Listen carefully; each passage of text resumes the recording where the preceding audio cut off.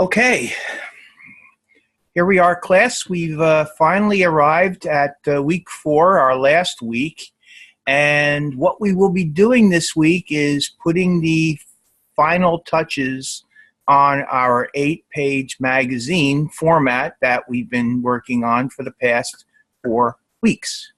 So what I'm going to do tonight is going to focus primarily on the project, which is to do the front cover, talk about front covers, what it all means to do a front cover, what you should be thinking about, how you should go about doing it. I'm going to put together the one that I did to show you how I did it. I will talk about a number of issues that deal with the principles of design and what I think is important for you to know when you go to produce yours. We will also put together our, what is it called?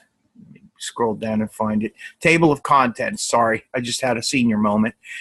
Yeah, our table of contents. I'm going to show you mine. I'm going to put mine together, and I'll talk about that as well. Finally, what you're going to be doing is you're going to be producing this as a PDF to send to me. And you're going to be uploading it to something called DES-2. I don't even know whether I'm pronouncing this right, DES-2. And I will demonstrate that for you as well.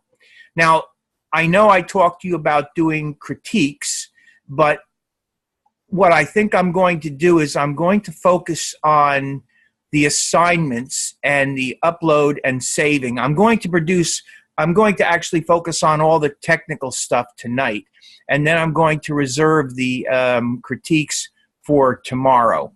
This way, I've gotten all the information across to you that I want to prepare you so that you can go in and do this successfully and get this over with. And hopefully some of you might have an opportunity to actually go back and work on some of the projects that you're lagging on and maybe get your grades up a bit. All right. So again, we're going to focus on the 2 projects first and what it takes to do those projects. I'm going to talk about some things. I'm going to take you to announcements in a minute. I'm going to read this first so that I actually give you my impression of what's being given to you as far as instructions are concerned so that they're clear. Then I'm going to go to announcements, and I'm going to show you a couple of announcements that I've prepared for you that have some information that hopefully will make you feel more comfortable when you actually begin your process. I'm also going to show you 2 of the things that I have provided you with in the announcements. I'm going to be talking about them tonight as well. And then we're going to go in and we're going to work on InDesign. And hopefully I'll be able to get all this done tonight. And we'll see if I do. If I do, what we'll be able to do at this point is go on to the, we'll be able to go on to the critiquing, which I have a number of people I would like to critique. But it's possible I get to some tonight. We'll see. But more than likely what will happen is it'll be tomorrow before I actually get there. So this is due by Saturday, 11:59 p.m. Mountain Standard Time, end of week 4 this week. Now, here's the important thing for those of you who are behind on your work. Whatever you guys are going to try to catch up on should be caught up by the end of Saturday at 11:59 p.m. After 11:59 p.m., I am not going to be able to accept any work. I can't do it. It's just not in my power to do it. They literally cut the class off. And this in here, it goes in, it's recorded, and I have no say in giving extra time beyond that point. So whatever happens at 11:59 p.m. on any of your work is where it ends. So that's why I'm saying if you want to try to get back and do a little bit of the extra background work that you might be lagging behind on, you got to try to figure out how to do it before the end of Saturday, 11:59 p.m. So I just want to make a point of saying that to you so you're just crystal clear with it. So As it says here, in the final week, we will be designing our cover and putting in the table of contents. Technically, both of them are fairly easy because they're very limited space and they're very limited information to put in there. So it's not like you have 4 pages that have to link together and you have to fit tons and tons of copy. It's a much more confined area. It's a much more confined space. It's a lot less work. However, one of the most important things in a magazine is the cover. The cover is what everybody sees on the newsstand. So I can't impress enough on you how important it is to build a very appealing cover. I mean, imagine you got magazines and there might be 200 magazines in a newsstand, and a person comes up and they're seeing all these magazines. What's going to make your magazine stand out? Well, what's going to make it stand out is the cover, because that's what you're looking at on everybody's magazine. Now, of course, the kind of magazine that you want, there are going to be people that are interested in that particular type of magazine, okay? If it's a fitness magazine, for instance, there's a certain number of people who will be interested in a fitness magazine. But it's important for you to also understand that you're not going to be the only fitness magazine there. There's probably going to be, well, maybe 5, 6, 7, maybe 10 fitness magazines. And what's going to be the determination of whether your magazine gets picked or not over the other magazines? And that's the cover. So again, I try to impress on you, it's very important that your cover be designed well, and it should be eye-catching, and it should be interesting, and it should make people want to pull it out and take that magazine, okay? So the cover should be relate to your feature article.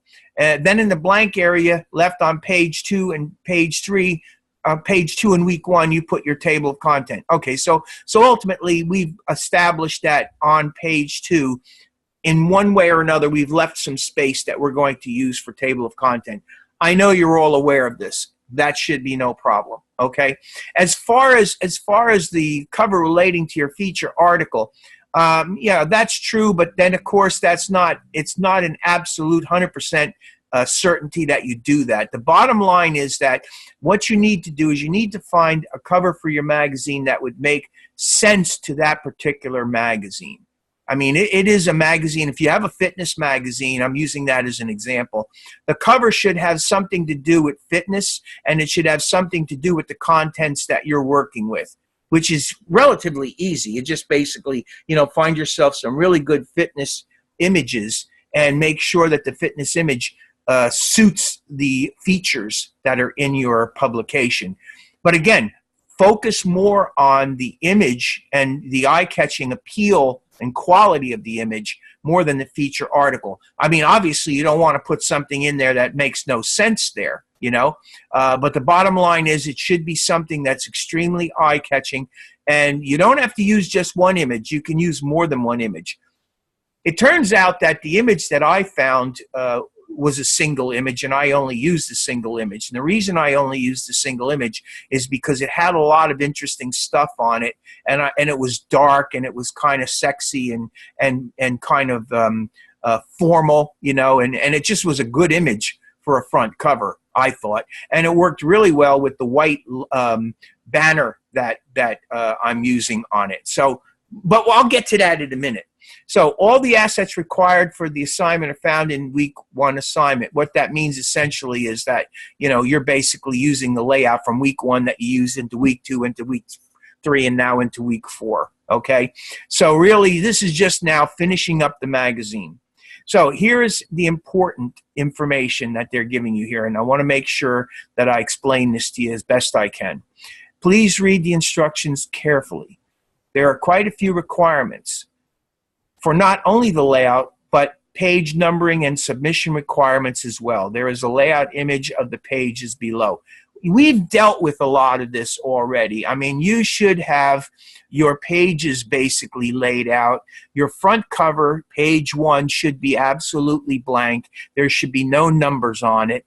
I will go over that again for you, but I'm pretty sure that every one of you have that dealt with already. Layout and image pages below. Okay, so the magazine cover, so again, use the document that you've been building from. All right, now we're in week 4. Use the provided flag magazine logo. My magazine, mine is the, I think mine is the, well, let me go to it real quick. It's the main ingredient. Okay, so the main ingredient is mine. So basically, each of the magazines that are there, and I believe there was 3, each of those magazines have a provided flag. Now, what I'm going to probably do is I'm going to probably open up my flag, and I'm going to show you how if I'm going to do that, I better launch Illustrator right now.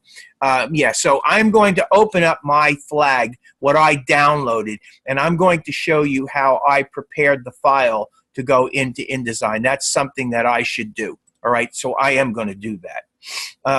You include a UPC code. In your assets folder, there's a UPC code, a barcode. That's essentially what that is. Now, just so that you understand, on week 3, we had a magazine ad. It was an ad that would be appropriate for the publication, and everybody prepared that magazine. And 1 or 2 of you put the barcode on the magazine ad in the back. And in my notes, I mentioned to you that when somebody purchases space in a magazine, and just so that you know, the back page of a magazine would be what would be called a premium space. It's a little bit more expensive to have a back cover of a magazine. It's a kind of a premium space. But somebody leases that page. They essentially own that space, and the magazine generally won't put anything on that space. That space belongs to the advertiser. So to put a UPC code on the back, the advertiser would not allow that, because the UPC relates to the magazine and not the ad. So the UPC code would go on the front. And of course, the barcode UPC code helps make the sale of the publication quicker. By the way, I'm going to stop the video. Let me just have a second to do that. There we go. Okay. So the flag, we're going to be doing the flag. We're going to be putting in the UPC code. We should put the current month and year for the issue date on the front of the magazine. That's just something that basically also needs to be there. Generally speaking, there's a list of articles. Now, if it's a large magazine, they might have the big feature articles in there. They probably won't have a list of all of them, but they might have 1 or 2 of them and the main feature article and perhaps an editorial. Of course, we obviously have set up master pages. And it says here, so numbering will not show on your cover. More than likely, all of you have done this already. I've shown you how to do it. You basically just utilize the none and drag it over top of page 1. And what it does is it replaces the number from 1 with a none. You don't have it. We've done this already, so I don't think you'll have any problems. In the blank area you left for this purpose on page 2, list all the articles, provided the list, design them to fit your magazine. So actually there's, I believe, if I'm not mistaken, there's some copy for this. So we'll take a look at that in appropriate time. But we're going to fill that blank area on page 2, all right, which we're calling the table of contents. So these spaces are so far, they're baked into the cake. I mean, we have the page 1 or the cover blank, and we have that area blank from week 1. Set page 2 numbering to start at 4. The TOC is not typically on the inside front cover of the magazine. We've done all this. Set 3 to start numbering at page 2. Oh, so we're changing the numbers to go from 3 to 33, 7 to 65. Okay, well, I'm not exactly sure why they want to do all that, but we'll try to get that done. Add page numbering to the article list accordingly. Okay, so here we go. Submission instructions. We're going to export a PDF of all 8 pages. This is very important because what's been happening is I've been getting InDesign files sent to me by some of you guys. It's very important that you understand I can't properly open an InDesign file unless the InDesign file has been packaged. And it is not appropriate to send an InDesign file to a printer unless it's packaged. So even in the situation where I think it was week 2 where we were doing that relayout thing, I had a lot of people sending me InDesign files, and I had to go back and ask everybody to do it. Now, I went in and I looked at the instruction, and as far as I'm concerned, the instruction wasn't correct. It just said a file upload, and it should have been specifically a PDF. Now, I did go in and try to change that, but it was too late. You had already started sending it, and it wouldn't allow me to make that change. So what I had to do is I had to send email to everybody and explain to you all that basically I needed PDFs. So I'm very sorry about that. It unfortunately happened, and I didn't see it until it was too late. I didn't deduct any points from anybody for that. I just requested that you go back in and you send me the PDF. The only thing I deducted points for was if it wasn't done correctly, and I said, if it's not done correctly, correct it, and I will give you credit. And as a matter of fact, if anybody submits anything to me incorrect in any way, shape, or form, and I tell you to resubmit it with corrections, if you've submitted it before the deadline, if you submit it to me afterwards and it says it's late, it's not late because you already submitted it partially correct or incorrect on time, and I told you to go back and fix it. I will give you full credit. Okay? I just want you all to understand this because that's the way it works here. Something's wrong and I tell you to fix it and you had it in before the deadline, it's considered submitted on time. And if you go in and you make corrections, you will get credit. If it's done correctly completely, you'll get full credit. If it's not completely done, you'll get whatever credit I feel it deserves with the explanation of why you're getting the credit. Okay? I hope you understand that. If you don't understand that, you can send me an email or you can give me a call and I can further explain that to you. Obviously, you're going to name your file DES-243 Final Magazine with your name, and the file cannot be larger than 7 megabytes. Be sure to keep the original InDesign file for future editing. That's very important. Keep that InDesign file. Don't throw it away. Save it. Export pages and add the magazine to your Behance portfolio site. So you're going to upload this to Behance as well. Now, I'm not exactly sure that you're going to be able to upload a PDF to Behance. It seems to me that in the past when I've had students come to me and we tried to upload PDFs, we had trouble doing it. We had to create JPEGs. If that's the case, you can create JPEGs in InDesign. You can do it and you will be able to upload it there. There's also, you're going to send an email to your FPA and CC me with the URL link to your Behance portfolio site. And here's something else interesting. You're going to upload your magazine to ISSU, ISSUU.com. And I don't know whether I'm saying that or not right, but it's ISSU.com, and submit the URL to the magazine. Now, I have ISSU open here, and I am going to, before I get done tonight, take you to ISSU. I don't know. See, I have no way of knowing whether you guys have ever worked with ISSU or not. To be totally honest with you, I have not. I went in this afternoon before class, and I looked at ISSU, and I went in there, and I signed up myself for ISSU, and I went through the process of uploading a copy of my magazine to ISSU. So I will walk you through that process as best I can. It's only the second time I've done it. It did not seem like it was too difficult to me. It was a little confusing, like I said, because I've never done it before, but I got the job done. Now, they give you this layout to look at here. Most of this is done. We've got our back cover, editorial. Here's our page feature article. So basically here, what it's showing you is here's your cover.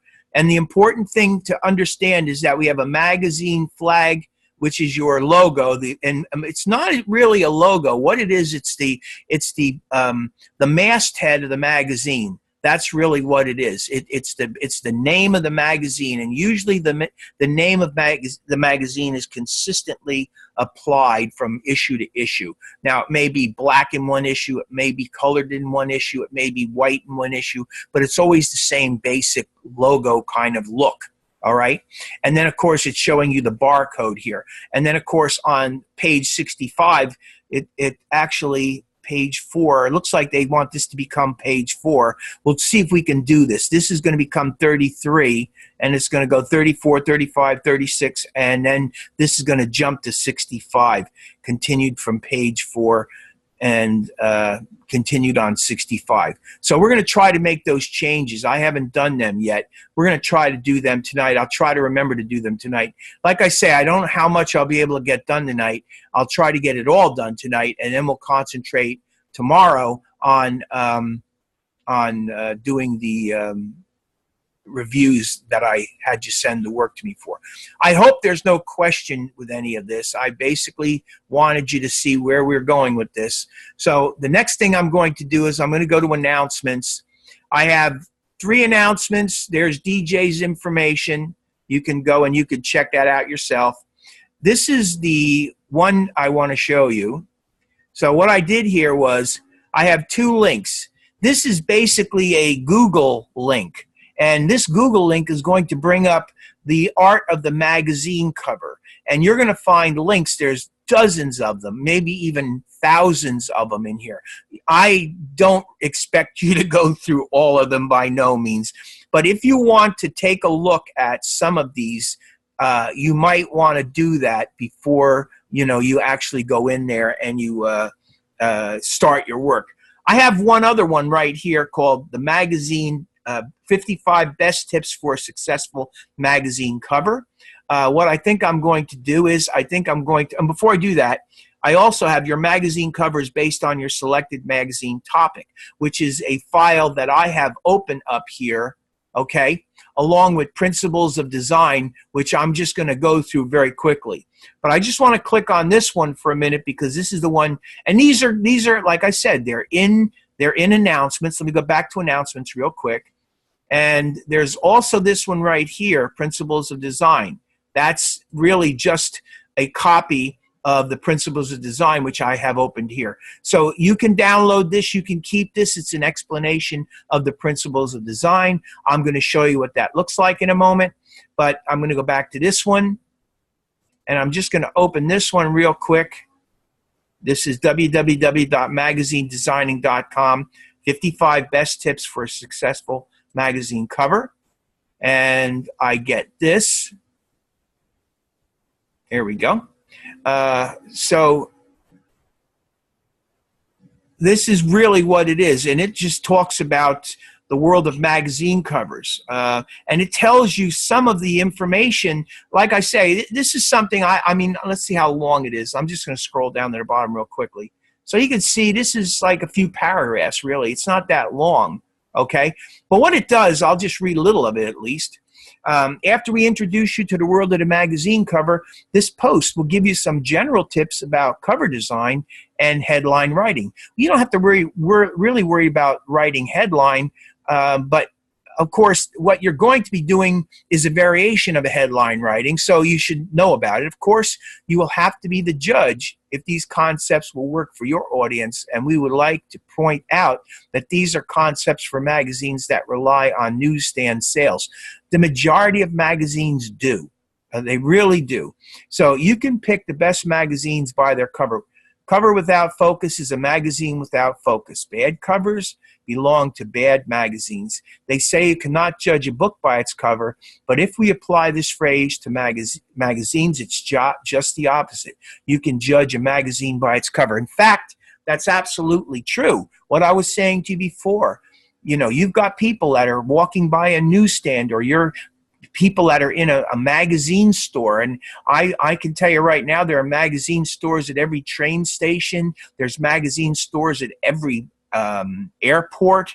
They're all over the place, and people are going in there trying to buy magazines. Now, most of these people have a particular type of magazine they're looking for, but even so, there's usually more than one magazine, and these people, rely on a good cover because that's the only thing that they see initially to make them reach for that magazine, pull it off the rack, and either look at it or buy it. So it's absolutely critical to have a good cover. Good cover page should force a potential buyer to make a decision. That's just what I said, to buy a magazine. Good cover is the sales figure driver for your magazine. It's absolutely true. Design-related tips. Cover models should look straight at the camera. Eye contact is important. Again, what I'm going to give you this so that you could read this whole thing. I'm not going to read this whole thing, but the important thing is that you should read it. And that should help you when you go looking for images. You've got 2 locations where you can go looking for images for your cover. This information that you read here should give you some thoughts as to how you go about trying to pick a picture for your cover that will work. And I truly think you should read this. When designing a cover, you can play around, you can exaggerate, but you should remain within your concept and style, and you should know how to exaggerate. Know what to exaggerate. I'm sorry. Each cover needs one headline that will pop out, and that's very true. They generally try to have one big pop-out headline in size, color, and attitude. The cover page should have a focus point. It could be a model. In the image, it can be a headline or a number or something that has to draw the eye. Divide your cover into 3 sections. Big one with the main cover line, smaller one with a few cover lines, and a smaller one with a few more cover lines. If you plan to use orange color for your cover line, print them with additional spot colors. Orange never looks good if printed in traditional CMYK process. This will look brownish. Again, now they're talking specifics of color and things. Again, I do want to jump down, though. I noticed the masthead. I'm going to go through the color right now. You can read that yourself. Masthead. Position is not a sacred one. If you think you can achieve something, for example, boost sales with a cover line above the masthead, then go for it. Move the masthead a little bit below and add some cover line above it, even if you have never done it. This can be great for your magazine is tucked away on the shelves. This extra space can be useful. Masthead positioning is very important, really is. And masthead is a must. I mean, you absolutely have to have a masthead, and then there should be some kind of a big line that works with it. I'm going to let you read all this stuff because I got other things, cover lines, related tips. There's a lot of stuff here. So really, you've got this link. You can go in there and, you can read through this, and it's something that will help you, I think, get started. So I got the principles of design here, and I've got this thing here, which is your magazine covers based on your selected topic. This is just some information that I wrote. I've put it in as a link for you so you can go and get it. But I just wanted to read through this a little bit with you, make sure that you at least have the opportunity to see this if you don't download it. So your magazine cover is based on your selected magazine topic. You absolutely must have a magazine cover that relates to your selected topic. I mean, it's just no nonsense. It really has to be. Design using your own photos, your selected photos, and again, read the information about the best magazines and read the information about principles of design and go in with some knowledge because, again, these photos are very important. With the magazine banner applied, again, you are given a piece of art. I've opened up Illustrator. I'm going to take you in and show you how I prepared mine, and you'll know how to go about doing it. And I see a spelling error here, A-N-D. Let me fix that real quickly. Yeah. And the titles and storylines to match your articles. Create your own magazine cover visual totally from scratch. So essentially, the only thing that there's 2 elements that are going to be on your magazine cover that you're not going to create. Your masthead or your banner, that's supplied to you. And your little, barcode, you're not going to create the barcode. Those are supplied. So you're going to be applying the masthead and the barcode. It's totally up to you from that point on what you do with your cover, okay? Now, as a graphic designer, we have terms and elements we use. Your Design should have good gestalt, which means that it must have a pleasant flow of information and graphics that encourage the reader to look at it for more than a second. Don't overdo it. Don't put any more elements on that you absolutely have to have on, but make sure that you have the essential elements on the cover. It is really important that there's enough information on the cover that the people know what they're potentially buying. So the masthead, the way your magazine name appears, is usually at the top.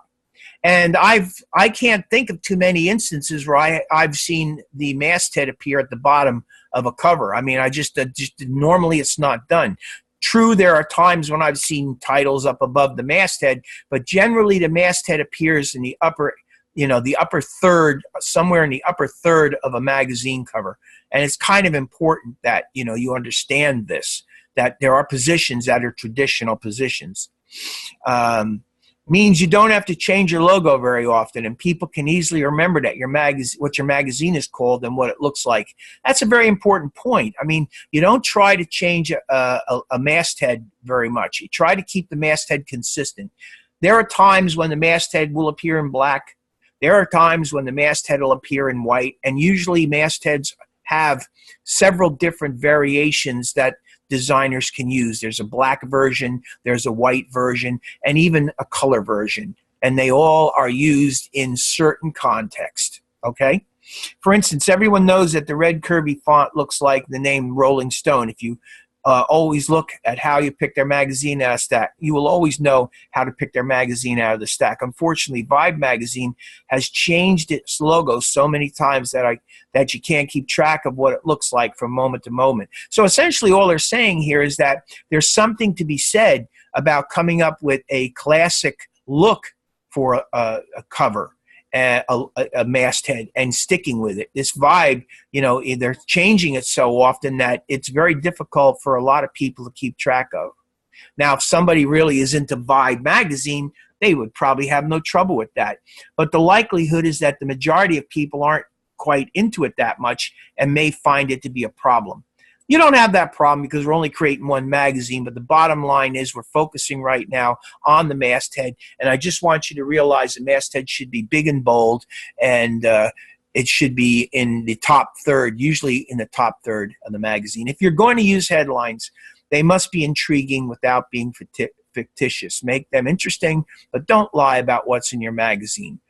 The image on the cover, this is a very important point because it's one of the major elements that we're going to be dealing with. Should be one that your magazine can be proud of. Crisp, clean, good subject matter for your audience, and must be related to one of the stories. So basically, the important thing is to understand what your magazine is all about and make sure that your cover is appropriate for the magazine. It's very important. This is a magazine about a particular thing. You don't want to just put anything on the cover. It has to relate to the overall magazine.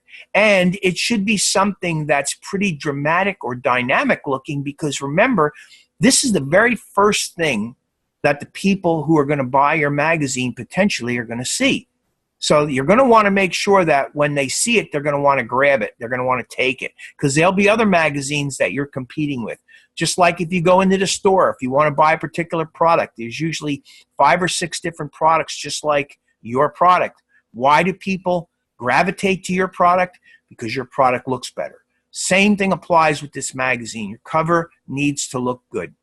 So generally, the headlines in the cover will have page number, and the magazine is news-based. There will also be a clear table of contents, one of the first few pages. Generally, a designer will take one of the bold colors from the photo on the cover and make the headlines that exact shade of color. This helps the image and text to have a good flow that we talked about. So again, this is in your announcements. You can download this. You can go back to it and refer to it, and use it as a reference again. Basically, though, those are just some basic thoughts. And the other thing that I have here is the principles of design. I brought these out. You should have some knowledge of the principles of design. I'm sure you're familiar with the CRAP theory: contrast, repetition, alignment, and proximity. But there's more. Okay, and this is a PDF of Principles of Design that I think you should have. So I've actually made this thing available to you in one of the announcements. The Principles of Design describe the ways that artists use elements of art in a work of art, or design for that matter. Balance. It's the distribution, and this is important. You know, when you stop thinking about designing something like a cover, think about these different principles. And you may not end up using every single one of these principles, but you're going to be, I would be absolutely surprised if you didn't use at least a couple of them. I mean, there's just no way out of it. You're going to find that these principles apply universally, and you'll probably find that you'll be using them. So balance is the distribution of visual weight of objects, colors, texture, and space. I know for a fact that in the cover, you're going to use the concept of balance. There's no doubt about it. The distribution of visual weight of objects, color, texture, and space, definitely you're going to be doing this.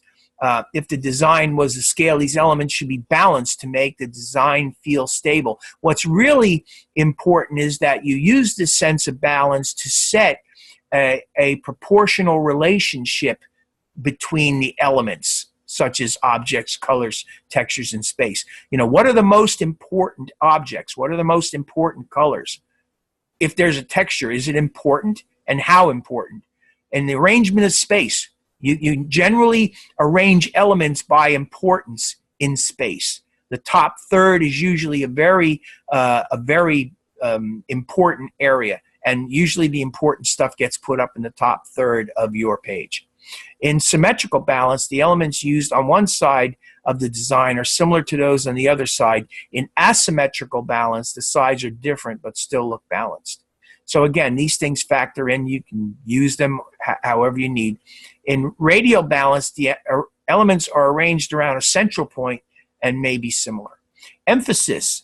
This one is probably another one that you're going to be using on your cover, because again, you emphasize things based on the weight or the importance of the objects. So emphasis is a part of the design that catch the viewer's attention, obviously. So the most important things are supposed to be catching the viewer's attention first. So usually the designer will make one area stand out in contrast with the other areas. So that's another thing that's very important, is that you make sure that your elements have strong contrast. I've noticed that in certain instances last week in the ads, there were instances where some of you guys had not enough contrast between such things as background color and text over top of it. Very important that you have the right contrast. The emphasis is very important that you understand that and you look at it. If you have something that's a certain color, and if you put a color over top of it, and if it's too close to the background color, yeah, you'll see it, but you won't see it boldly. You want everything to stand off boldly in relief from one another. Very important. Often to focal areas. Such movements can be directed, I'm sorry, I'm in the wrong one. Usually the artist will make one area stand out by contrasting it with the other areas. The area could be different size, color, texture, shape, etc. So there's a number of different ways that you could make something stand off of another shape. That's the important thing. But just keep in mind emphasis and balance. Movement. Is the path of the viewer's eye taking you through the work? Often to focal areas. Such movement can be directed along lines, edges, shapes, and colors within the work of art. So you want to try to set up a size relationship and a positioning that enables a person's eye to go from element to element to element to element, top to bottom, left to right. That's a very important thing. Pattern is the repeating of an object or symbol all over the work of art. We won't be using pattern in this particular context, but it's possible. Repetition works with pattern to make the works of art seem active. The repetition of elements or designs create unity within the work of art. We probably won't get into that too much.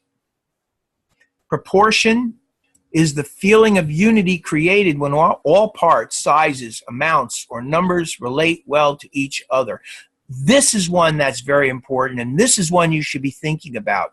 Proportion. Proportion relates to importance. What is more important generally has a greater size than the others. The proportion is greater if something is more important. That is one way we emphasize importance, by use of proportion, size, amounts, or numbers.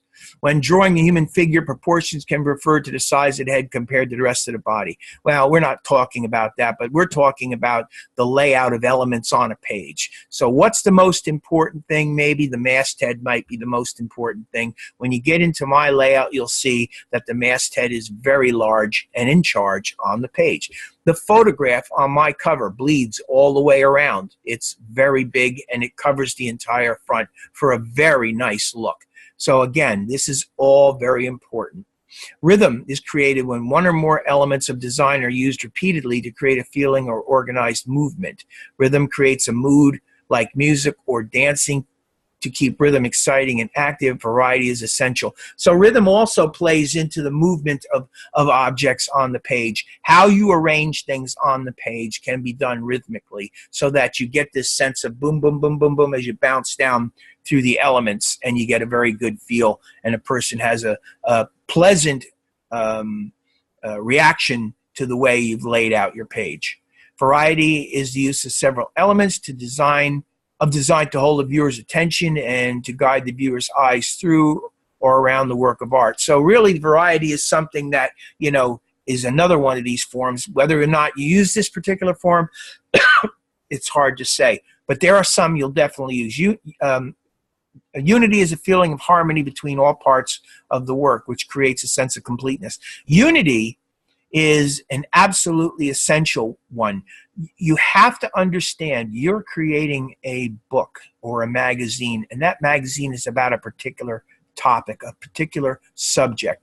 There needs to be unity through the magazine. You'll find that the use of things like the same font, similar font sizes, you can vary things, but you also want to keep a certain unification of elements as you go through your magazine. You don't want to go from page to page and each page looks differently. It should all have a flow, and while an article the layout may change in an article, and there might be elements that are different from article to article, there are still very essential elements that remain the same. One of those elements that generally stay the same from article to article is the body copy, the size and leading and weight of body copy. That generally ends up staying very much the same. You don't find too many instances where a magazine will have 3 or 4 different typefaces all running into different articles. They just generally don't do that.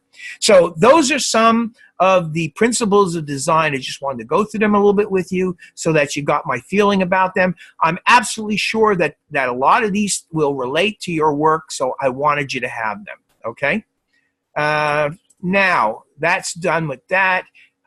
We've looked at this. So we're at the point now where we're going to begin the process of taking a look at my 3-column publication, and then we're going to talk about photos a little bit, and we're going to talk about Adobe Illustrator a little bit when we talk about the masthead a little bit. I think we're also going to look at some body copy because there is some copy. Let me go into here.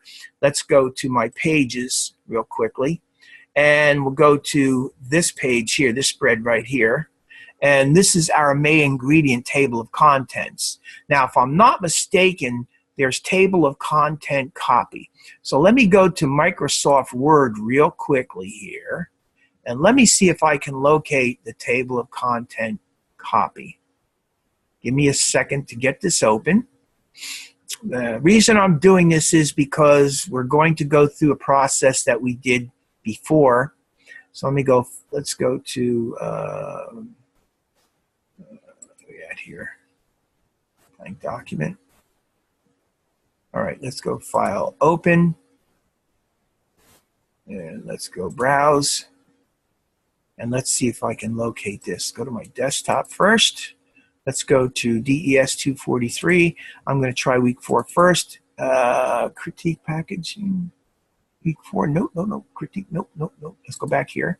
I guess it's week 1. Oh, wait a minute. The main ingredient magazine. Here we go. Articles. All right. Feature. Okay, here it is. List of articles. There's table of contents right there. Table of contents.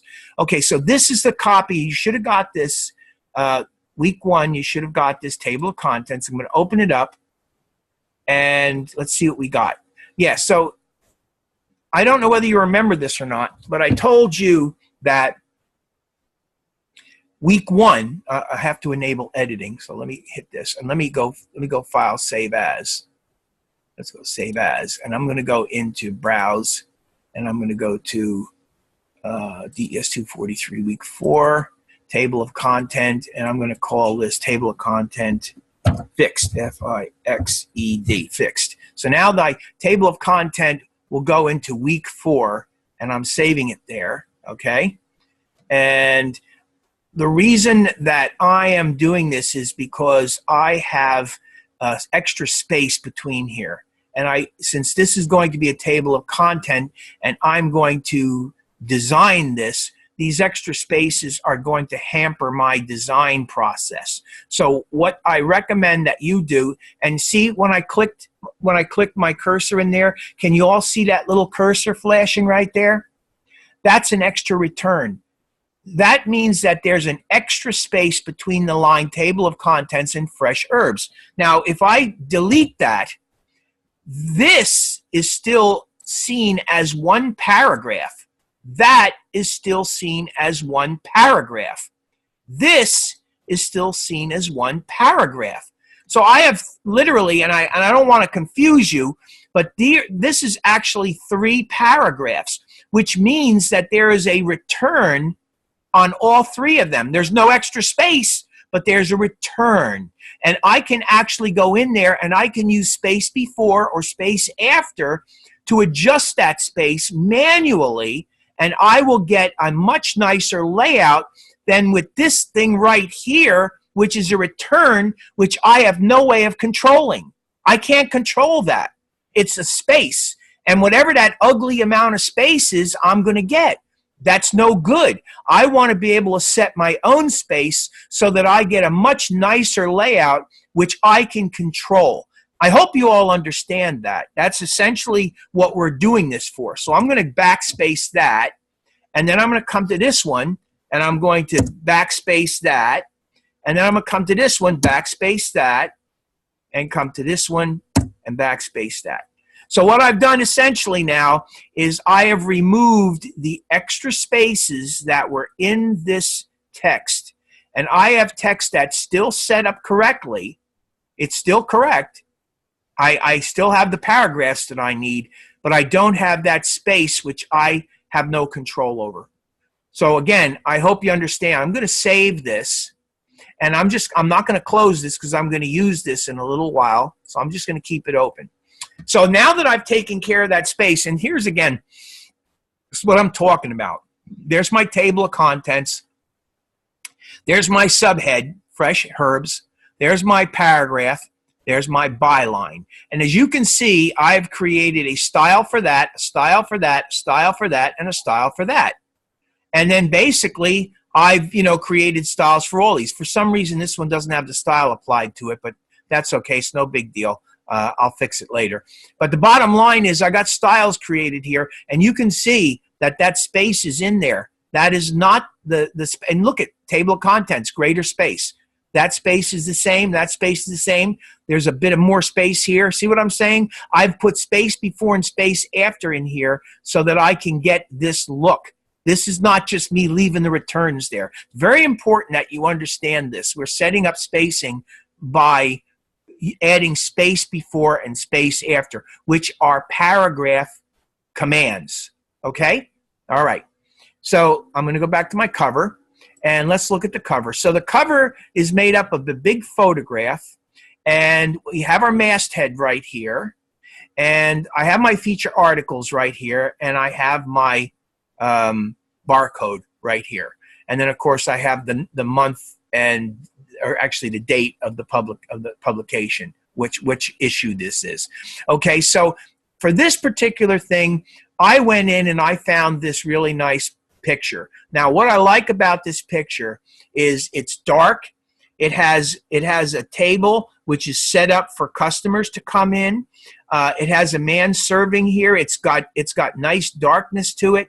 And it really suits the main ingredient, the magazine of good living. You know, this to me looks like a really a good picture. It's a dark picture. It's something that's, you know, not too overly complex. It's got nice golds in it, and it's got a darkness to it. It's a really, and it also, like I say, in the foreground, it's got a table just waiting for the customers to come in.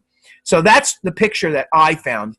Again, you'll go to those two sites and you'll take a look at the pictures, and using your, you know, own sense of design, you're going to find a picture that does what you think it should do, and you're going to bring that picture in and you're going to create that cover. Now, one thing that's very important, I'm looking at this in preview mode. One thing that's very important for you to understand is, I don't know whether you noticed it or not, but you see that little line that runs there? And if you take a look at the spread, can you see the line that runs through the center of the spread? And it runs through the center of that spread and that spread. And then here it runs along the right edge. It runs along the left edge. That basically is an indicator of a fold. That's what that means. That's telling me as a designer that this here and this here will do that if they were side by side. This would be the right side. This would be the left side. Why is that important? That's important because we're going to bleed this image right here, this nice background image. And what we don't want to do is we don't want to bleed it beyond a fold. We want to have it go right up and kiss the fold. So let me go to the View menu, and let's go to Screen Mode. Let's go back to Normal. Now, as you can see here, I have my edge bleeding. You see how it goes to the red line there? That's a bleed. Now, that black line right there, that is my fold line. It's actually supposed to be the trim line, but because it's the center, it's along the edge here. That's my fold. That right there would be indicating of the fold. So what I have right now is incorrect, but I can fix that real easy by just clicking on it and selecting it, and just moving it over until it sits on that. I have it sitting right on that line.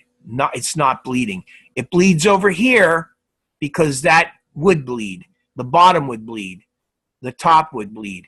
But if you see that line right there, that should not bleed. So it should go right to that line. I think I talked about this when we did our ad in the back. We talked about this. But I just want to point that out to you, that it's important for you to realize that that's how this thing works. Okay? All right, so this is my main ingredient masthead. This comes, and I'm going to go to Adobe Illustrator, and I'm going to go File, Open, and I'm going to go to, I guess it's week 1. Let's go to week 1 again. Desktop. Let's go to DES-243, Main Ingredient Magazine. Here we go. Okay, so in your Main Ingredient Magazine, you have the Main Ingredient flag. So I'm going to open up the Main Ingredient flag. Now mine is the main ingredient. If you're doing the main ingredient, yours is going to have this. If you're in one of the other magazines, you're going to have whatever's in the other magazine, okay? It's going to be largely the same thing, except it's for the other magazine, okay? Now we have a black flag, which means it's black text. We have a black flag background, which means that it's no color to the text and it's a black background, a white flag, and a white background flag. Now, if I move this down a little bit, well, I can't now because I'm in the way here, but if I bring this thing up, see what I have? I have a white background and black text. That's what this is. It's basically black text with a white background, okay? So what you would do ultimately here is you would decide which one of these things you're going to be using. Now, I use this one right here, so I'll open it. It'll open in a second.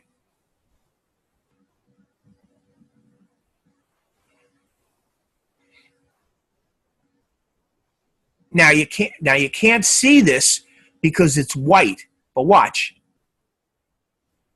There. Can you see it? It's now highlighted. You can see it. It's a white rectangle, and then that lettering right there, which is transparent. There's nothing in it. It's just basic. Like, for instance, if I do this, watch, you'll see what I'm talking about in a second. I'm going to take this thing, drag this out. I'm going to make it black. Watch what I do here. Okay? I'm going to go edit, or I'm sorry, object, arrange, send to back. There. Okay? So you see what I did? I put this black thing behind this flag, this banner. And you'll see that it's white. See, there's my black. It's white, and this copy had nothing in it. This copy basically is there's nothing in it. It's just well, if I pull this away, you'll see what I mean. See what I'm saying? If there's nothing in it, it's just the background. It's transparent. So that's transparent, and the rest is white. Now, if you wanted this thing, if I wanted this thing, let me bring this up here. If I wanted that text to be black, all I'd have to do is to come in here and drag this thing down to about here, okay? And drag this thing into about here. I'll have to drag it right to that edge like that. There we go. And you see, now that would appear black. And I could do that if I want, okay? I don't really have to do that, so I'm going to go Object, Hide, Selection, and I'm going to go File, Save As, because what I'm going to do now is I am going to save this flag white background as an EPS. Now I can save it either as a EPS right here, or I could save it as a PDF. Now, just so that you understand, I can save it both ways. Either way, this will work on the cover of your magazine. So just keep that in mind. It's not critical that you do just an EPS. I'm going to do an EPS. Hit save. And I'm going to leave this thing basically alone here. I don't need to embed the fonts. Include CMYK PostScript. I'll do that. And I'll hit OK. I'll leave TIFF 8-bit color. Okay? Transparent. So that's the important thing. You don't have to worry about that. But make sure it's TIFF 8-bit color and make sure it's transparent. Make sure it includes CMYK PostScript and RGB files. If you do that much, you'll be good. Hit OK. And now it's writing that EPS. The EPS is something that works very well in Adobe InDesign for print. So just so that you can see me do this, I'm going to go File, Save As again. And I'm going to come in here, and this time I'm going to change it as an Adobe PDF. So now I'm going to have an EPS in there and a PDF. And I'm going to hit Save. And the PDF dialog box comes up. I'm going to use Illustrator Default. These are the default settings when saving an Illustrator file as an Adobe PDF document. Use these settings when you plan on editing the file again in Illustrator, or when you need to place it in a layout application such as InDesign, or when the final use of the file is unknown. So I'm just going to leave this alone. That I'll leave right like that. I also will leave preserve Illustrator editing capabilities. However, I just want to let you know that if you, for some reason or other, don't want whoever's getting this to be able to edit this, what you would do is you would take that check mark off. And now this will flatten out and you can't edit it. Now, you also don't need to create layers from this, I don't think, because there's no layers being used. But I will go back and I will preserve the Illustrator editing capabilities. And I'm just going to save this as a PDF. So I hope you understand. Illustrator Default, basically preserve Illustrator editing capabilities and hit Save PDF. And now I have a PDF version of this too. That's all it really takes for you. Again, the important thing is for you to decide which one of these logos that you're going to use. I mean, it's kind of up to you. Let's go File, Open. And again, there's my EPS, my encapsulated PostScript file. And here's my Adobe Acrobat file. So either one of those two are going to work just fine for my magazine cover. But this is the type of art you're going to get, Adobe Illustrator files. Now, they will tell you that you can actually put an Adobe Illustrator file into Adobe InDesign.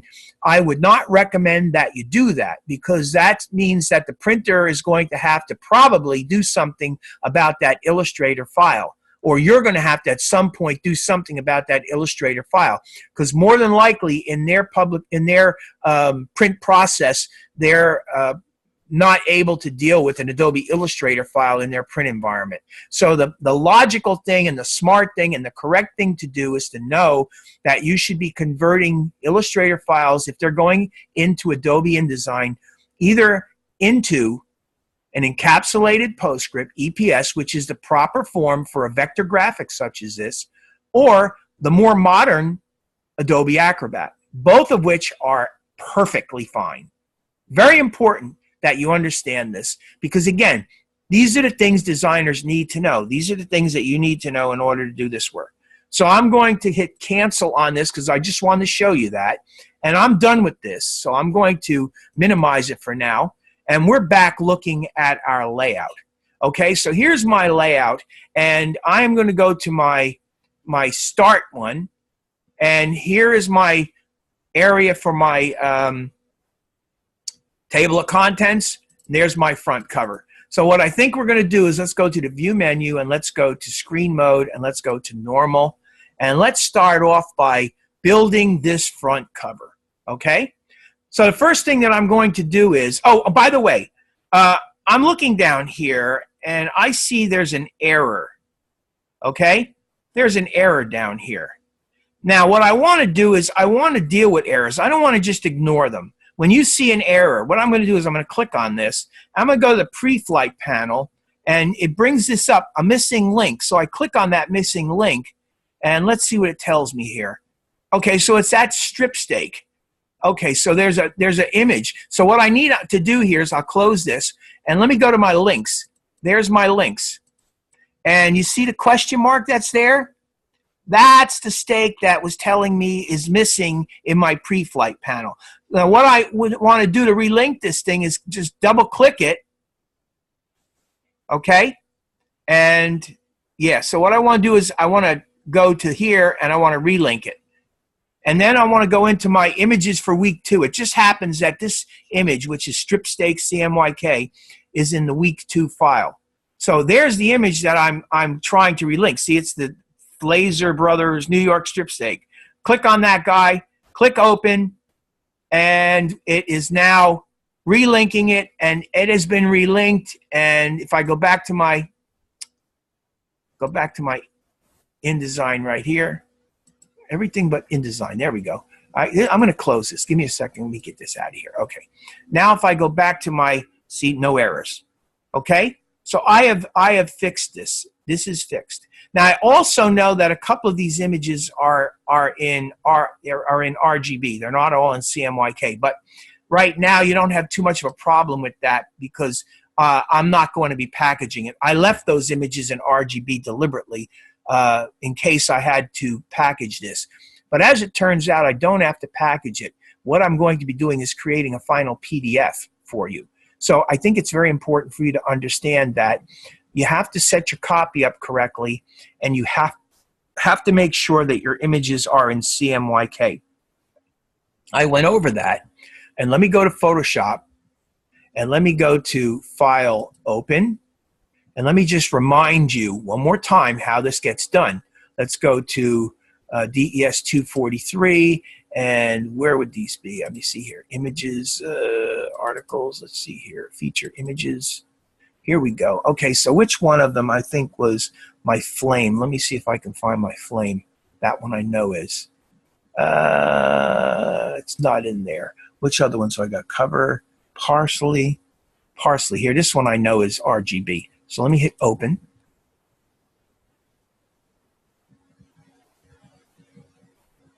There you go. So you see how that's RGB? This is one of the images that I'm using in my publication.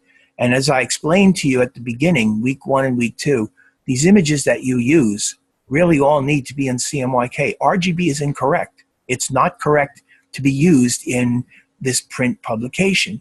So it's essential that you know this, and it's essential that you make this simple adjustment. So what I'm going to do first, I'm going to File, Save As. And I've done this before, but I'm just doing it again for you. And I'm going to change this to a TIFF. And then I'm going to hit Save. And I'm going to compression zip. I use zip because it'll make it smaller for our purposes. Normally I'd use none, but just use zip for now and hit OK. Now, this here, it's saving it. This no longer is my JPEG. This is my TIFF. It's very important you understand that. The TIFF is still in RGB. So what I'm going to do is I'm going to go to the image menu. I'm going to go to mode, and I'm going to go to CMYK. And I'm going to convert it, hit OK. And now it says parsley with the number TIFF, CMYK. That's all you have to do to your images, but you should do them to all your images. I'm going to close this. It's going to ask me if I want to save it. I'm going to say yes, I've saved it, and that's done. Okay? It's very important that you do that to all of your pictures. Really important. And it's not just important for me. It's important for you as graphic designers to understand this and do this stuff. Because eventually you're going to get into a situation where somebody's going to have you making something for real. And if you don't do this right, then it's going to end up not working for you, and you're going to have to take it back and you're going to have to fix it, and you're not going to look professional. I mean, these are not difficult things to do, and it's absolutely essential to do as part of your design projects. It's very critical that you do these things. I don't just say this lightly, okay? So don't think I do. So let's go to page 1 to my front cover, and let's get going with our front cover. So now what I'm going to do is I'm going to go File, Place, and I'm going to look for my my images. Let's see here what we got. My food, I think maybe it's in here. Here we go. Okay, so here's my image right there, Shutterstock. There's my image. So I'm going to click on that, and I'm going to hit Open, and then I'm going to click, and I placed it. All right, and now I'm going to move it into position. I'm going to move it all the way up there, and as you can see, let me go to the View menu, and let's go Fit Page and Window. Okay, so as you can see, this picture is a little bit bigger, so I'm going to adjust the size of the frame because I think the picture is pretty much fine the way it is. It might be, yeah, what I may end up doing with this is I may end up moving it up a little bit because I really like this. I like this seating thing in the foreground. So I'm moving the picture up some so I get a little more of that seating in there. Okay, let's say right about to there is good. That's probably pretty good. I may end up adjusting this slightly more when I get done because I don't want the masthead falling over that guy's face. You can see right here. See how it is? So I may end up moving this back down. But anyway, there's my picture. Okay, so I got my picture placed. And really, all you have to do is the frame is too big. So I'm going to take that frame and I'm going to bring it to the bleed, which is right about there. Is that the bleed? Yes, it is the bleed. That's the bleed right there. There's your bleed. Now, this guy here does not go to the bleed. Remember what I told you. There's your bleed. Look at your layout. Look at it. You see that little line right there? That's a fold. So that means that this part of the frame, which is holding your picture, doesn't go to the bleed, which is there. It goes right there. That is where the fold would be. You don't want that picture going on to the other side, which would be this down here.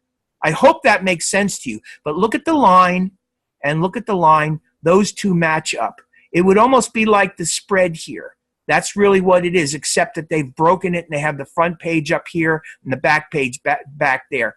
But if you look at the line, that line matches up with that. That's the right side. That's the left side of that spread. You want that to be short right there to that point. Not to the bleed, but to where the fold is. There's your bleed. There's your bleed. And let's go to the bottom and let's make sure that we got our bottom. Let's see if I can do this. Here we go. Yeah, there we go. Okay, and we have to bring this up, and we bring that up to the bleed as well. Okay, so there's my front cover.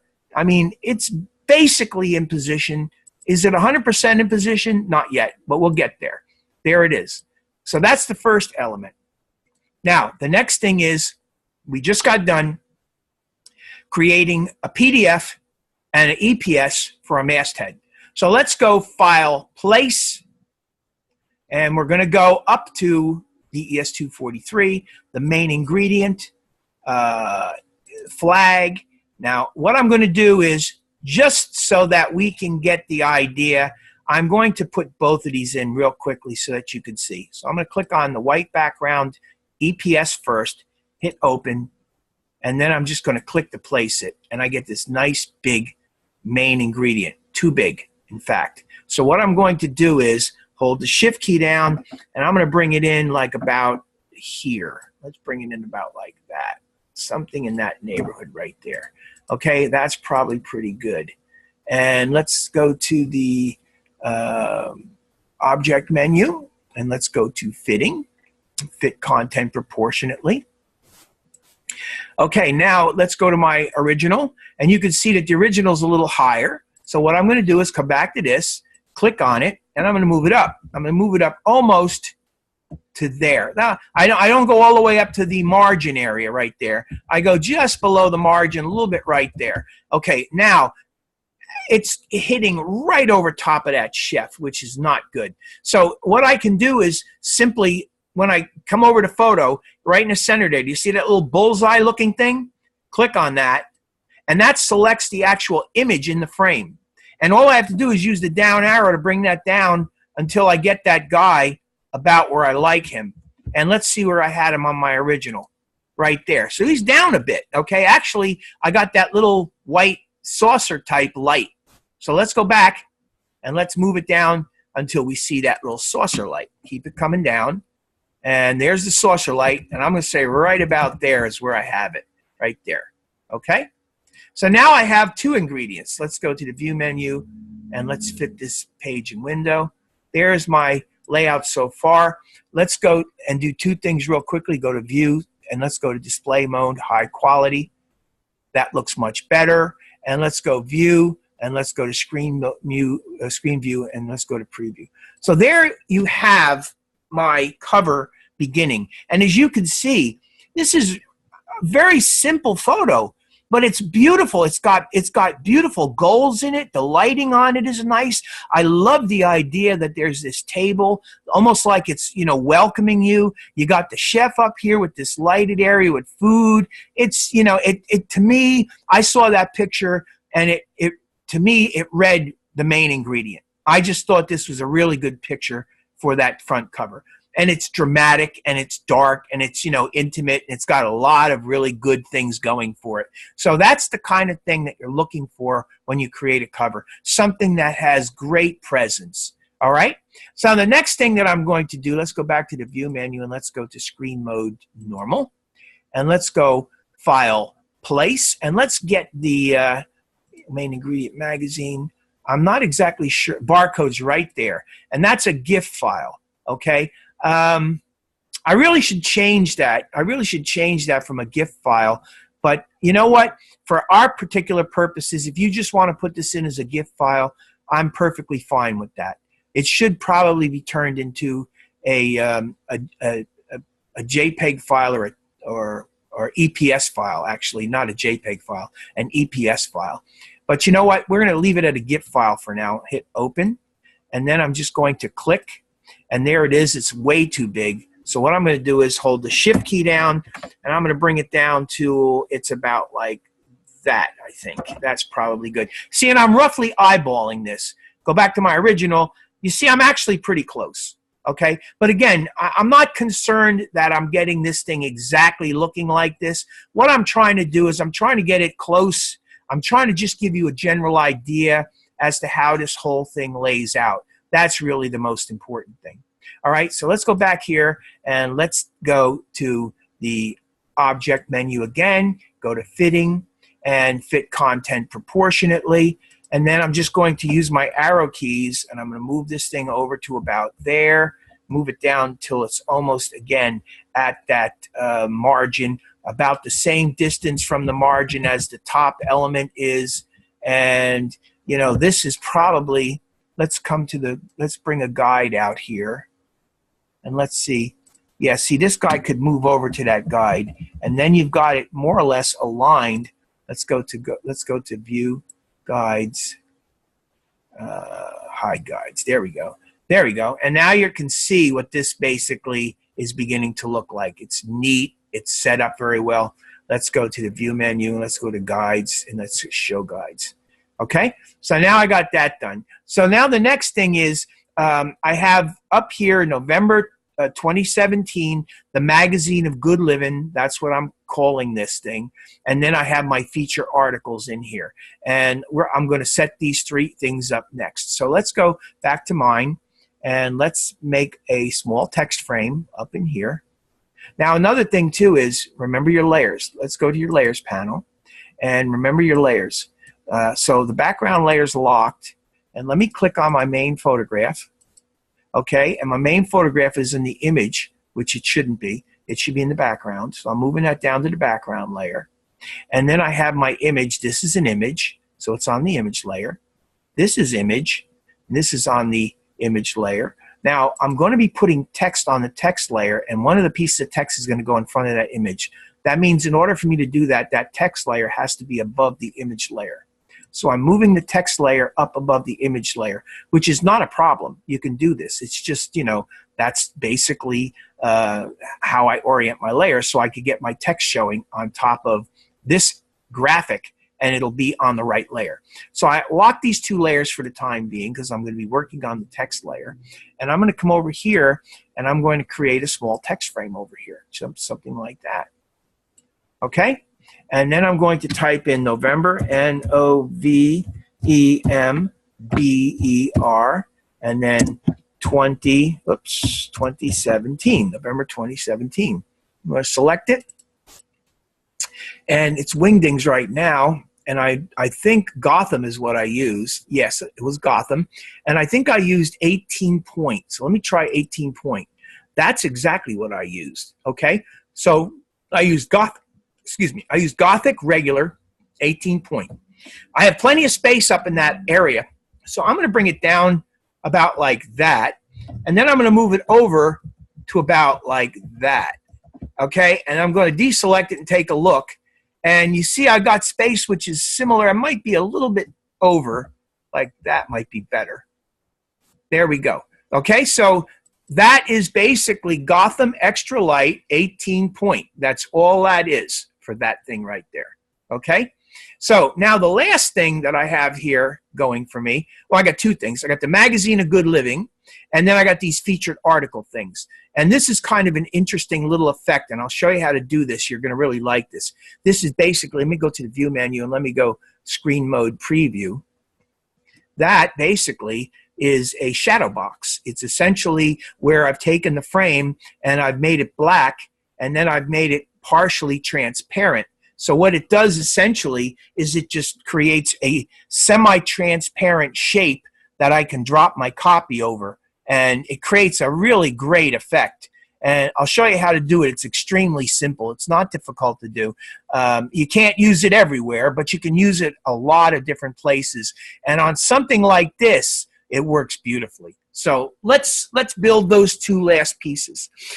Go back to my layout, and let me go File, Save. Let me save this so far, okay? And I'm going to create another text frame right in here, right there, and make sure that I'm on my text layer right there. So let me make sure it's on the text layer, and I am. And I'm going to place my cursor in here, and I believe I wrote the magazine, T-H-E-M-A-G-A-Z-I-N-E, of Good Living. A Magazine of Good Living. And again, this is all in Wingdings. So I'm going to come back up here, and I'm going to select Gothic again. Now, Gotham, I'm sorry. The reason I have Gotham up here and Times New Roman, this is a very important point for me to point out to you. I've been working now for 4 weeks with you on this project. And every time I open this project up, because I've been working with Gotham and Times New Roman, the Gotham and Times New Roman are going to appear at the top because the program remembers when the document opens that those are the fonts that I've been using. And what they'll do is they'll make sure that those fonts are there for me, which is a very nice thing because, you know, again, if you're working on this and come back 2 days later and work on it, you don't have to keep a memory of what fonts you use because they should be right up at the top. So it's a very convenient thing, and I thought I'd just point that out to you so that you know. So now the next thing is there's going to be Gotham, and it's going to be, I think it's probably 24 point is what I used, and I might be wrong, but we'll find out in a minute. And I also made it white paper. Paper, by the way, is white. We don't use white in InDesign. We use paper. And this is not extra light. It's medium. Okay, medium. And it's not 24. I think it's probably 18. Let's see. No, it's 18. It's 19, 20, 21.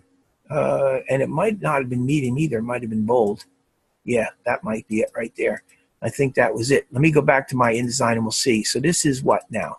23. See, 23. So I was right. I was on the money. This is 23. So there you go, 23. 21. I'm sorry. So let me open up the frame a little bit. Let me just open this frame up a bit, and we'll make it 23.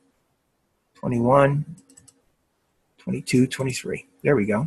And then what I did was I think I moved it over until it was kind of like visually center. Let me go to the view menu and let's go to screen mode and preview. And now, yeah, see, that's about good. That sits right about good. See, there's a little bit of a gap there, and there's a little bit of a gap there. I might be able to just move it over a touch. That's probably good. And again, I'm not doing this thing by exact measurement. I'm laying it out visually by my eye. Now, there's one problem when I zoom in on this. There's one problem. Let me zoom in on it, and you'll see in a second what I'm talking about. The text works pretty nice there, but the text also kind of gets beat up a little bit where there's some hot spots here. So I can do something about that. If I select this, I can go to the Object menu, and I can go to Effects, and I can come down to where I have Drop Shadow right there. And, of course, this thing comes up, and it's so huge you can't see it. Now, let's see what we got here. There it is right there. Multiply. What is the opacity? 75. Why am I not seeing it? Are we going to have one of these things tonight where it's not going to let me do this? I'm going to have the same problem that I had last time. This thing is just not going to show it. I'll be darned.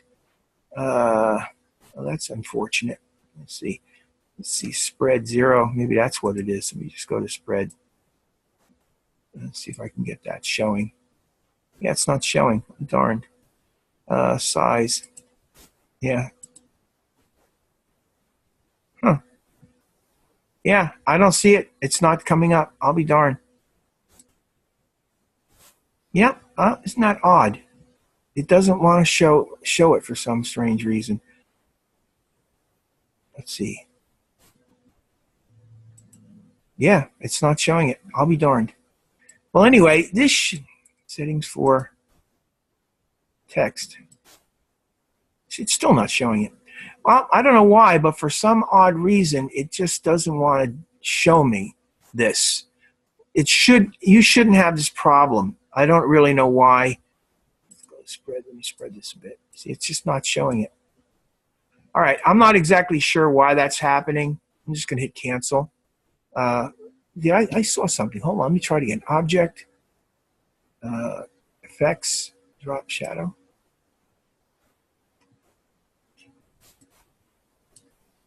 I see it flashing, but I'm not sure why that's doing that. Black. Yeah. Black? I don't know. I'm not sure what is going on with this. I don't know. Yeah, that's really weird. All right. Well, all right. So anyway, cancel. All right. Let me go edit, copy, edit, paste in back. Paste in place. There we go. And now let me go to my layers panel, and let's open up my text layer, and let's select this one, the bottom one, okay? And let's make the bottom one black. Now, I don't want the wrong one. I'm sorry, I hit the wrong one. I want that to be none. I want the text. Where are you at? I got to click the text. Here we go. There we go. Okay, I want the text to be. There we go. Now we should be able to get it there. Make that black. There we go. Now, there we go. So I got the wrong one. All right, so let's go edit, undo, swatch. Let's try it again. Click on that. And you know what? Let me lock this one. There we go. Now I got it. I think I can do that now. That should be, hopefully that's right. Let's try to make that black and see. Yeah. Okay, so that's good. So this is the effect that I was going for. This is the effect that I was going for. Okay, only I was going to do it. I did it this with a drop shadow. I mean, I wanted to do this with a drop shadow, but I did it with a second line of text because it didn't work. This is not the right way to do it. But you see what I did was by putting that drop shadow back there, I made this text stand up a little bit. Now, if I really wanted to, I could click on this thing, and I could probably go to the Object menu and go to Effect, and I could go to, let's see here, let's go to Basic Feather, and I could feather this thing. It looks like it really knocked it out. Yeah, I have to feather it by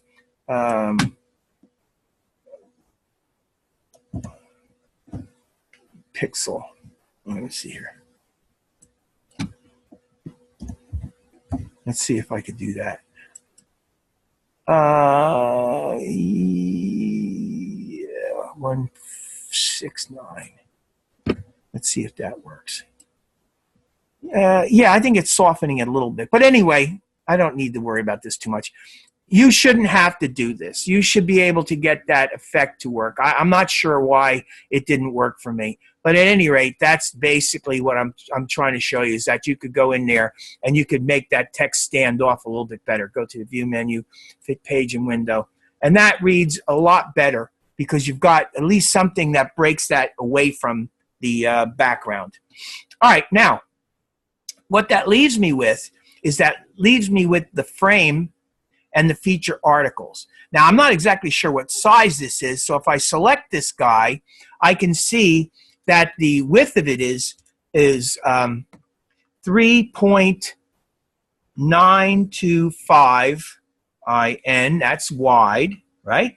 By height of 3.4028 IN. Why is that important? Well, the only reason it's important is because I'm going to create this shape and I want to get this thing done fairly quickly. So in order for me to do this and not have to do a lot of extra work, I'm just going to copy the instructions that I used and I'm going to recreate it using those instructions. You'll build your own, but the bottom line is this just is a little bit of a time saver for me. So let's go back to mine, and I'm going to start off by coming in here, and I'm going to get my rectangular frame tool, and I'm going to drag and make a tiny little frame. And I'm going to fill it with black. All right, so it's got a black fill.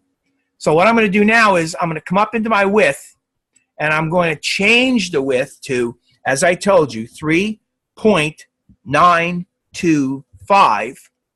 And then I'm going to click on the height. See how it automatically changes.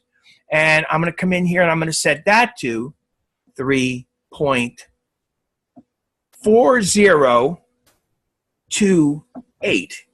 And then I'll click back up into the width, and there you go. I have my shape, and my shape is exactly the way I want it. And I'll bring my shape over to about here. I'm not exactly sure where I have it. So actually, I have it pretty close to the edge. Almost, I think it looks like it might be aligning with the edge of that main ingredient banner. Let's see if it is. All right, it might be a little bit beyond it. So let's go here. Let's go to mine, and let me drag a guide out to about over here. There we go. And let's take this guy and let's walk it over. And let's walk it over until it is a little bit past it, because that's about what I have. I think that probably will do right there. Okay. Now, as far as the depth is concerned, it looks like it's probably in pretty good shape in the height where it is. It might come down just a tiny bit like that.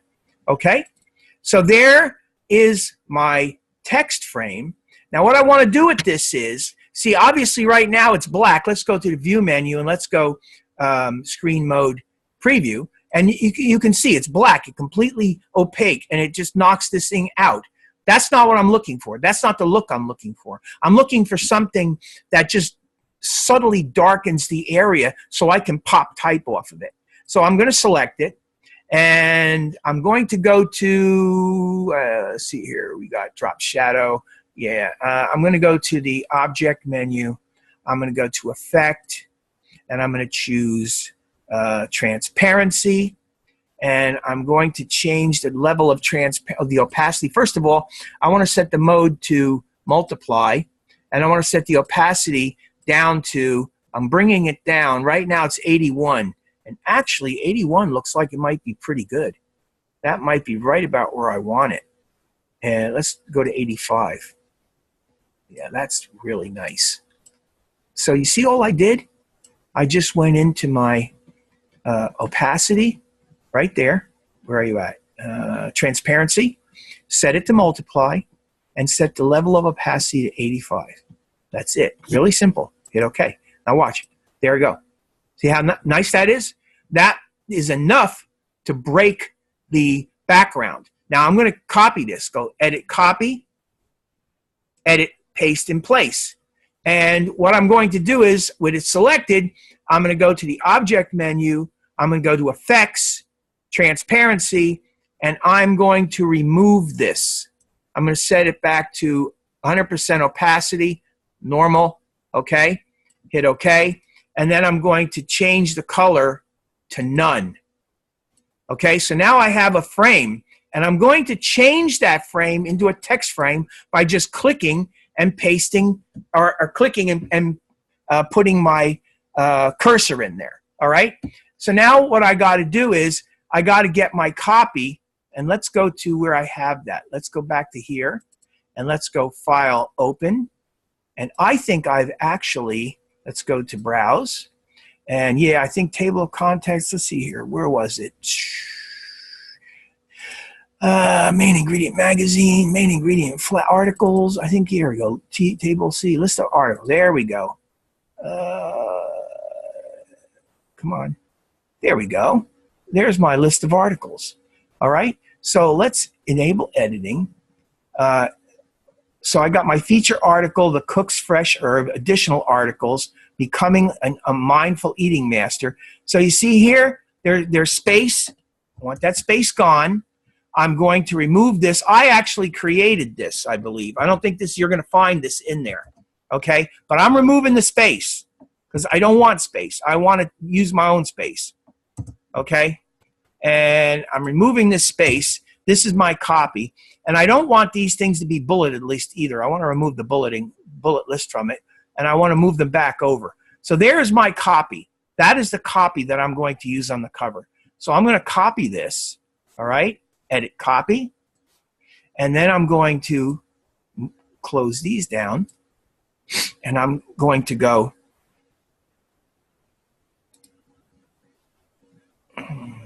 let's go, edit, paste. There we go. And it's in there. So the first thing I'm going to do is I'm going to, actually I think I'm going to backspace it. There we go. Now I'm going to select this copy, and I'm going to start off by making the copy white or paper.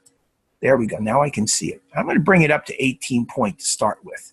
Okay, so we got it set to 18 point. I'm not exactly sure what size I'm using here, but I believe it's more than 18 point. That is, okay, so it's 16 point, and that is 24 point. So the top is 24 over 16. Okay, now let's go back here and let's see if we can fix this up. First of all, we're not using Minion Pro, we're using Gotham. And I believe this guy here was 24. Let's make it 24. Beautiful. And let's make this 16. And I'm going to say, for some reason, that doesn't look right. 16. 18. Let's go 16. Somehow that doesn't look right. I'm going to go back up to 18. I think that's right. Because actually it even breaks. That's probably better. 18. Now the thing is, I want space. Remember what I told you. See how I got no space here? Okay, so what I want to do here is I want to select this guy, and I want to go to paragraph.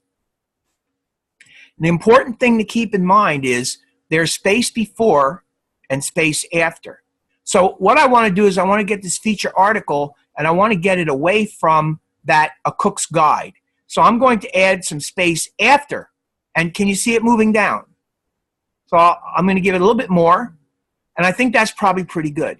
Now, each one of these things, A Cook's Guide to Fresh Herbs, Becoming a Mindful Eating Master, A New Way to Grill, fresh and fast family salads and how to cook fish perfectly, they're all paragraphs. So if I select all of these guys like that, not the top one, and if I start hitting the space after, I went too far. How did I go that far? Wow. Probably, yeah, that's probably good. Let's see, what do I got here? Yeah, that's probably good right there. Okay, so there I have it. All right, we're almost there. Now what I want to do with this is, I think this is okay set like this. I may end up making that a little bit bigger, but this here is not extra light. This here I'm using medium. There we go, medium. And that'll look right. And this thing here, I think I'm going to actually go up another point size on that, 25, 26. I like that better. All right, so there is my article sitting on top of, and this is what's important for you to understand. Watch this. I'm going to grab that. I'm going to move it over. There's a frame. There's a frame. Edit, undo. Okay, so this is sitting on top of a frame that has that color behind it. I want this thing to move down, and I want it to move over. And here's how I do that. With this selected, I'm going to go to the Object menu. I'm going to go to Text Frame Options. And in my text frame options, I have this inset spacing. So I want my inset spacing, I don't want to mess with the bottom necessarily, but I want to mess with the top and the left. So I have this thing set to all. I break it with the line through. Now I can do this individually. So I'm going to click on the top, and I'm bringing the top down to there. And then I'm going to go to the left, and I'm going to bring the left over to there. And as you can see, I've got this thing. It's offsetting, text overset. So I'm going to set it to 1875 because I think that's what looks good. Again, you'll if you do something like this, you're going to have to use your own settings. But this is how you do it. Hit OK. Now what I'm going to do is I'm going to open this text frame up. So you see I have the text that's overset. So what I'm going to do now is I'm going to select this copy right here, all this copy right there. And I'm going to come in here, and I'm going to tighten up this space until it just fits in there like that. Look at that. And there you have it. That page is essentially done. There it is. That's my front cover. That's what you're going to do. And the only thing that's remaining right now for me is to go to my layout, and let's go to page 2 and page 3. And what we're going to do, and let's go into this one, and let's go into page 2 and page 3. And there's my main ingredient, and we're going to do main ingredient. I also should go back into Adobe Illustrator, and I'm going to close this, and I'm going to go File, Open. And I'm going to come back in here, and I'm going to go to Flag Black, okay, and hit Open. There's my Flag Black. I decided that for the inside table of contents, I was going to use this guy right here. So once again, do the same thing. I'm going to go File, Save As, and I have a choice, either Adobe PDF or Adobe EPS. I'll save it as a PDF this time, just for the heck of it. Flag back, EPS, and hit save. It comes up. I don't have the Illustrator editing capabilities. I'm going to leave. I don't need the layers, and I guess that'll do it. Yep, and hit save PDF. All right, that's it. And then I'm going to come into my piece that I'm going to do, go to the View menu, and let's go to Screen Mode Preview. I'm sorry, View Screen Mode Normal. There we go. And let me move this over a little bit. Let's go back to my layers, because again, I like working with my layers. My text layer I'm going to lock for a second. I'm going to open my background layer, and I'm going to select my background layer. And I'm going to go File, Place. And I'm going to come in, and I'm going to look for that picture. And I'm not exactly sure where that picture is. We're going to have to find it. Packaging, week 4. Let's see here. Where would it be? Let me see something in here. Nope. Let's go to week 3. Wait a minute. Main ingredient magazine. Articles. Images. Let's see if it's in here. It's not there. Okay, I have to find this. I actually should have made a mental picture of where this is. It may be in week 1. You see the main ingredient magazine. Nope. Week 2. Let's try week 2. Images week 2. Nope, not there either. You know what? There's a better way to do this. Let me go and hit cancel. Let me go to this and let me go to my links. This is an easier way to do this. Let's find that image. That image is, what is it? That's it right there, herbs TIFF. Where is that? Let's go to relink. This isn't working exactly the way I thought it would. All right, hit cancel. Let's see. Let's try one more. Take one more look. Let's go file, place. Yeah, see, I don't remember exactly where this is now. Week 3. No, not there. Week 3. Food. Maybe in food. Let's see here. Are you in there? Am I missing you? Oh, you're really being tough tonight. Week 3, save. Nope. Week 3, work. Nope. No. Jeez. Nope. Wow. Week 4. Oh, I don't know. And this is called what now? It's called, what's that image called? Herbs TIFF.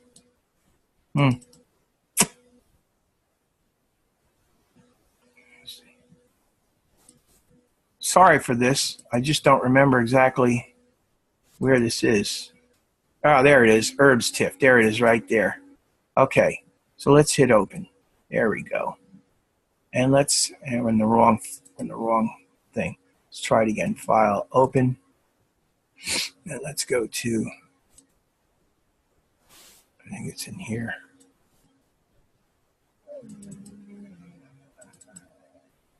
God, lost it again.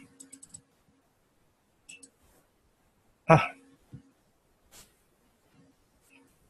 place. That's what the problem is. There we go, herbs. Now this is the TIFF file. So this is the one that I want. Hit open. There we go. There we go. And now I'm just going to click and I'm going to place that. And it comes out super big, okay? Which is not a real problem because, again, all you're going to do is, and you're going to minimize this. What you're going to do is you're going to click on the shift key. I'm going to click on the shift key and I'm going to drag it down until it fits up in my area right here, okay? And actually, now that I got that basically there, let's go to the view menu and let's go to object fitting, fit content proportionally. There we go. And it's pretty much fit proportionately. So what I'm going to do with this then is I'm just going to drag this thing up a little bit like that. Oop, Control Z. I want to make sure I get this right. And click on that. There we go. Drag this up a little bit like that till it's, oh, I'd say about like that's good. Yeah.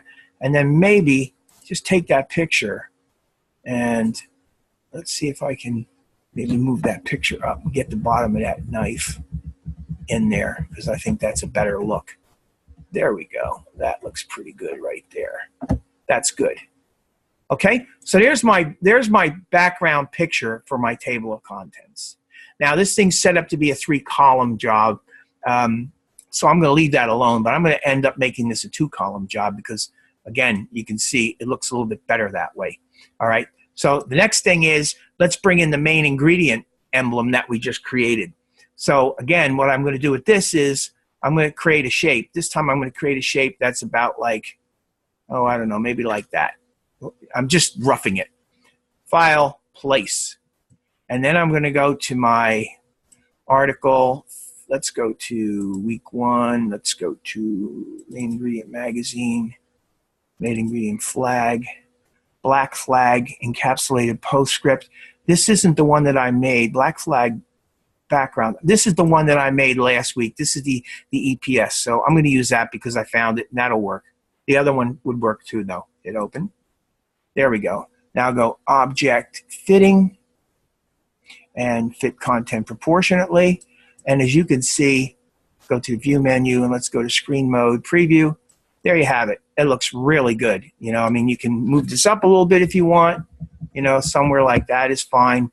Actually move the picture and not the frame. So what I would do then is I would just select the frame here, and I just open the frame up until, yeah, now it's in the picture. If I want to get the frame set right, go to object menu and go to fitting, and then fit frame to content. There, boom, and we're good.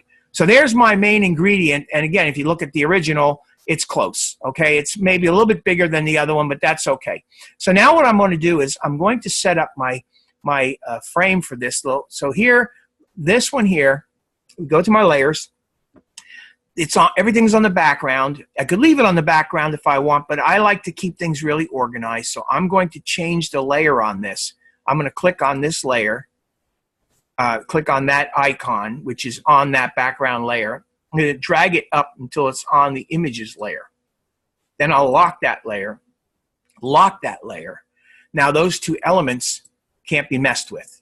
And I can go to my text layer, and I can come in here, and I can drag out a nice text frame. Oop, make sure I'm on, okay, there we go. I'm on the text layer. Now we're good. Now come over here, and let's drag out a nice little frame that does something like that. Okay? So now I got my frame, and what I'm going to do to make this easier is I'm going to, well, actually, let me just come in here. I'm done with this. And don't save it. Let's go to this, and let's select this guy. And let's go copy, okay? And click there, and let's go edit, paste.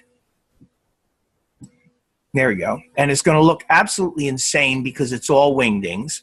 So I'm going to Command A to select all of it, change it from wingdings to Gotham, or actually, I'm sorry, it's not Gotham. I believe it's going to be Times New Roman, all right? But let me verify that now that I've done it. Let me come on here.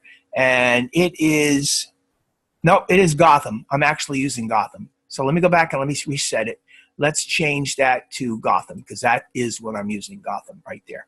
All right, so now I got that set to Gotham, but it has a wide column width, which is not what I want, and the size is incorrect. Now, I believe the size that I'm using here is like 11 point. So let's make all of this 11 point to begin with. Let's make it all 11 point to begin with, and then we'll deal with it. So really, it looks like there's some more copy down here. So let me drag this thing down until I get all the copy showing. And let me get all of this selected, and let me make all of that 11. Okay, so now let's go to the object menu, and let's go to text frame options again, because see, what I want to do with this is, right now, it has a number of 1 in the columns, not 2, a number of 1. So what I really want to do is I want to turn this into a 2 column so that I now have 2 columns, a narrower width, but it's different than, what is this stuff down here? I don't know what that is. We'll have to see in a minute. Let's go to 2 columns. There we go. There's our 2 columns. Hit OK. Oh, and there's text wrap. That's what the problem is. That's what's happening here. So now I'm going to try to balance these columns by bringing this back up. There, can you see how the column's somewhat balanced now? I'm going to leave this thing the way it is right now because I have to make some changes to this. So I'm going to zoom in on this so we can start formatting this thing, okay? And actually, I don't know for sure. These are, let's see, this is all 12 point. I'm going to set this to 11 point. There we go. That's set to 11 point now. And let's make it 14. There we go, 14. Now, the table of contents, I believe, was Gotham Bold. Okay? The fresh herbs was Gotham Bold. Right? And by Amanda Powers, I'm going to set that as medium italic.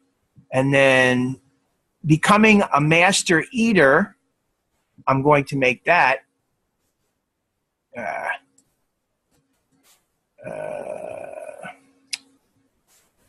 Gotham bold. And then by James Jackson is going to be bold italic, or medium italic, I'm sorry. And then by Chevy Morrison, that's going to be medium italic. Fresh Family Salads is going to be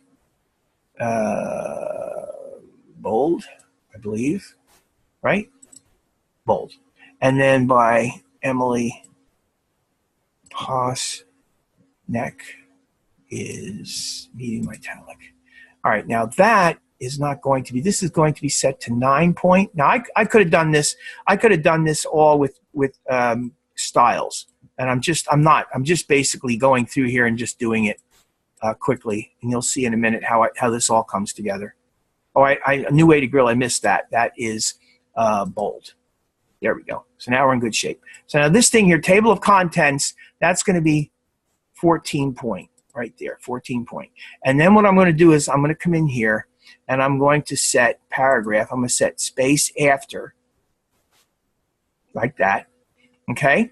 And then Fresh Herbs by Amanda Powers, that's going to be 10 point or 9 point. Let's make it 9 point. Yeah, that's good. By James Jackson, let's make that 9 point. That's good, because these are just, bylines, and they can be rather small. And they're going to be like 9 point. And then this is going to be by 9 point. There we go. So we're good. This is going to be, I think it's fine the way it is. All right, so that this thing here now, we're going to do two things with this. We're going to go space before, wrong one, space before, like that, and then space after, like that. Okay? Now this guy here is going to have space before and space after. Now, what I'm going to do is I'm going to raise this up so that I get him up to there. Okay? So basically now I have this thing. It's a little bit wide on its margin. I can adjust this by dragging this in somewhat. All right? And then I can move this over a little bit like that. And I can adjust this thing. All right? And actually, I can't. I got to go this way. There we go. All right, that's good. Now we're in business. That's pretty good. And I can move it down a little bit. There we go. Bring it down to about there, and I can move it over a little bit. And this, I don't think I have the right size on this. I don't think it was extra light I was using. I think it was medium. Yeah, I think it was medium. And this would be bold then. Yeah, that would be bold. All right, that's probably good. Let me get this to be medium. Let's go to medium with that. We're almost there. Medium.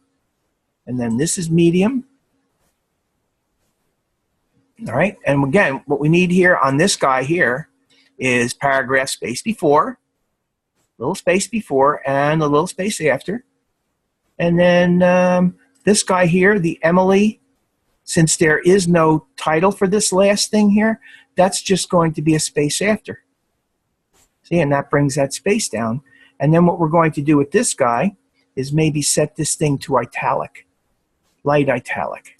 There we go. All right. And now this guy, I forgot one of these guys is going to be medium. All right. Now, what that leaves me with essentially is a couple of things. We're going to fix the leading on this guy. This guy has leading of 14. I'm going to bring the leading down to 13. 13 is probably good. 12. How's that? Is it too much? No, actually, that's not bad. That'll work. Okay, so now I've got this thing more or less shaped up, all right, the way I want it, but I need to add some color to it. So let me move this over a little bit so I can get my color palette out. And I have some colors down here. There's my colorful theme. So I'm going to start laying some color into this. And I'm going to hit that with red. I'm going to hit the Fresh Herbs with the green. Becoming a Master Eater, I'm going to hit that with the green. New Way to Grill, that's going to be green. And Fresh and Fast Family Salads, that's going to be green. And then what I decided to do for my, whatchamacallits, my bylines, I made them that orange color, so it's slightly different. It's just different enough that you could see it. There we go. And that byline right there. And what was it? Orange. There we go. And that right there. There we go. And then if you want, you could come down here. I don't know whether this is going to look right or not, but we'll certainly try it. Make it that dark green color. And I didn't get it, did I? It didn't happen. Yeah, it is green, isn't it? Nope, I missed it. Now it is. There we go. Now let's go to the View menu and let's go Fit Spread and Window. And let's take a look. So there you have it. That's my table of contents. All right. Now, the only thing that's left here is for us to make some changes to this. I think we have to make changes to this thing. Let's see how we're going to do this thing. Let's go to the page menu, and let's go to page 3. This page here. We're going to change the, let's see here, numbering and sections. First of all, let me go back. Let me go back to my assignment because I don't remember off the top of my head what numbers I have to change this to. I'm going to try to make these changes right now to those pages. Let me have a moment to do this. Let me find my sidebar. Hold on here. Bookmarks. Bookmark tools. There we go. All right, let me open up Canvas. All right. All right, give me a second. Bear with me. I'm running out of time, so we're going to have to finish this tomorrow, but I'm getting close. Let me get in here, and let me go to my layout. Let's go to Assignment 4. Yeah, I'm running out of time. I only got 4 minutes left, but I can maybe get to the point where I can at least see what I'm doing here. Okay, so final assignment. Here we go. All right, so what they're telling me I need to do with this is, let's see. I need to go from, let's see, page, there's the cover. So page 4, and then 33,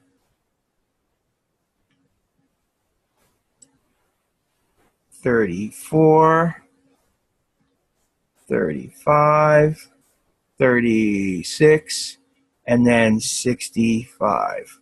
All right, so let's see if I can do that. So this is page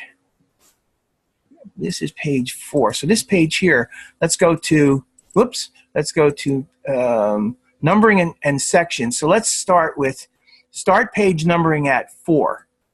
Hit 4 and hit OK. Okay, so there, see, that worked because that now became 5. Do you see it? So this we know is page 4 because that now says page 5. So watch me do this again, because now what we're going to do is click on this page right here. All right, so now we're on this page right here, right, which is now, it says page 2 and page 3, but it actually is page 5 because we changed the numbering. So we're on that page. Got to be highlighted. Very important. Come up here and come in and go numbering and sections. And this one, start page numbering at, and it's supposed to be 33. So 33. Hit OK. And now you see what happens? This is 33. Now watch this. This is absolutely cool. So that's page 33. That's 34. That's 35. That's 36. That's 37. So we're perfect except for one thing. Let's go back to our pages again, and let's click on the next to last one, which is saying 7 right here, but 37. This is supposed to become 65. So we're going to come back up here again, click on this, and go to numbering and sections option, and this one, start page numbering at 65. Hit OK. And 65. Okay? That's it. That's how you do it. So now we're done. We got 58. Here's the deal. I'm going to finish this. This is all done now. I got my numbering done. I've got my my main ingredient area done with my table of contents. I built my cover. Okay, basically we're all set. File, save as, or actually hit cancel. I'm sorry. File. I'm not thinking. Export, and I'm going to export this. I've already done it. Final Magazine. I'm going to do it again. I'm going to call it FINAL-. Magazine, Final Magazine, and it's Adobe PDF print. Hit save. Right now, all 8 pages as spreads. This is the important thing. All 8 as spreads. That's the most important thing. And hit export.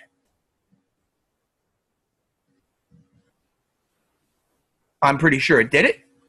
I'm going to drop this down. I'm going to open up DES-243. Let's go to week 4.